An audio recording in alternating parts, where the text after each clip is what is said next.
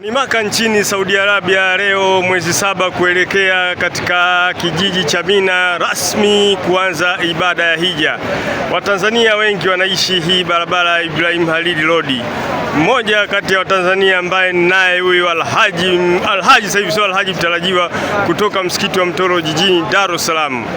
Atajitambulisha jina lake, atajieleza yupo wapi, amefuata nini.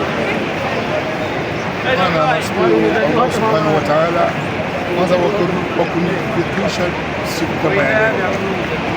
Ni mwezi mtukufu, siku adhimu kweli kweli.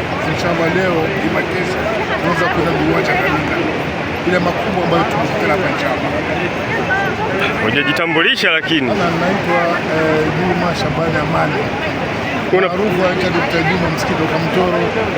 Dr. Juma, wewe unashughulika na nini? Mimi nauza dawa za tiba asili ndogo ndogo. Kwa nini Dr. Juma unasema ndogo ndogo? Wallahi mtu akifika dukani kwangu hawezi kudhania kama kwa imani yangu na nia ambayo niliweka muda mrefu ndio sababisha inshallah nikaja kwa hija na Allah akaweka mpango wake. Kwa hiyo sababu ya kuja hija ni hizi dawa zako au kuna sababu nyingine? Hakuna, mimi sijasaidiwa na mtu wote yule. Kwanza ni nia. Bwana wekeni nia ndio inasababisha mimi kufika hapo. Alafu kubwa zaidi toweni sadaka ndogo sadaka hizi. Mtu akija kuomba sadaka msimame, saidia ndugu zako, saidia wazazi wako, Allah atarekebisha sana mfuko wa maisha inshallah.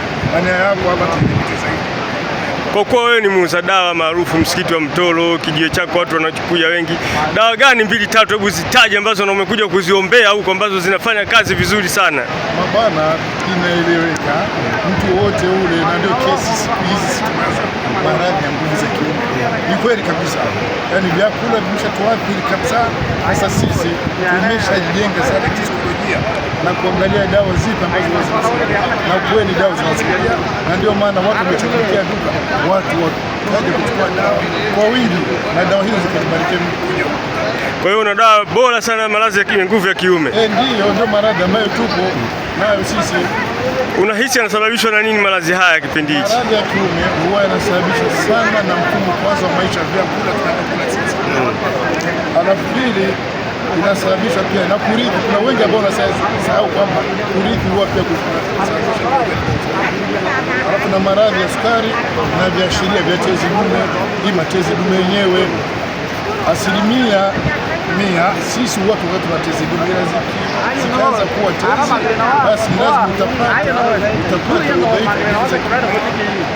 Alafu bila kusahau udhaifu wa kiume unasababisha vijana wao wanatumia sana sabuni ujanani wao. Sasa kishafika miaka 45 kuendelea, hayo matatizo huwa yanarudia.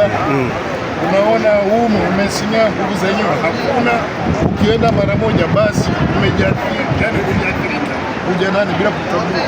Sasa matokeo ni ukubwani hapa sasa tunapata. Sasa hizo kesi zote ndio tumeshaziweka sehemu moja, ndio dawa ya kurekebisha mfumo. Inshallah sisi tunazo. Dawa gani? Mbona hujataja jina ya dawa japo moja? Bana, dawa sio kutaja tu moja. Dawa sio kutaja moja, dawa za nguvu za kiume mimi mna aina 3. Ambazo dawa hizo mtu akizitumia alhamdulillah hamna shida, ni lazima analeta matokeo.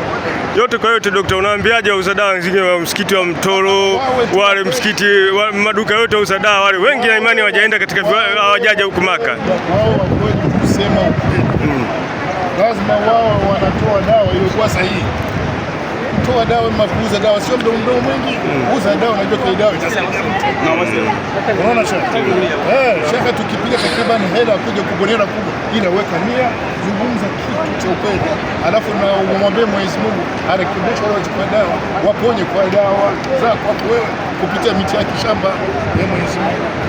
Yote kwa yote, umekuja na taasisi gani na unatarajia kurejea lini, ili ambaye anakuangalia ukitoka Maka tu aiwai hii kuburi yako ya dawa ya nguvu ya kiume ambayo imekuleta huko watu wakufuate? Ndio shekhe, unaona Kiarabu anasema man jitahida wajada, yule anayeweka nia atapata. Na ukiweka kuna kama lazima shekhe kuja hija, wewe weka nia ya kwenda hija na Allah tabariki. Bila kusahau, narudia tena, sadaka Allah anasema hivi, tupe tu sadaka kwa neema hii. wa in tufuha wa tukuha alfuqara fa huwa khairun lakum an yukaffira bihi sayyi'atikum. Kutoa sadaka ni vyema, ila ukipatia yule anayehitaji basi inakuwa ni vyema zaidi. Fa huwa khairun lakum, inakuwa ni vyema zaidi. Wa yukaffira bihi sayyi'atikum, hii inasababisha baadhi ya madhambi kutoka kabisa. Sasa ukiwa sadaka unatoa madhambi hayo, madhambi kama una madhambi na ukiweka nia utafanyaje? Lazima Allah atasikia nia. Ndio utaangalia huko Allah atakuleta madha inshallah. Yote kwa yote, ngetaja na namba yako ya simu anayekutafuta 0659 78 0446.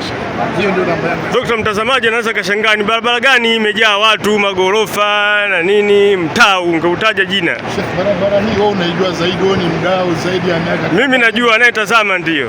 Basi hebu mwenyewe mhitaji na mpenzi mtazamaji, ni barabara ya Ibrahim Alili Road ambaye taasisi nyingi za Tanzania ziko hapa. Ni Dr. Juma ambaye ni maarufu huyu katika msikiti wa Mtoro, amewahimiza wauza dawa wengi kuacha maneno mengi, kuacha bla bla.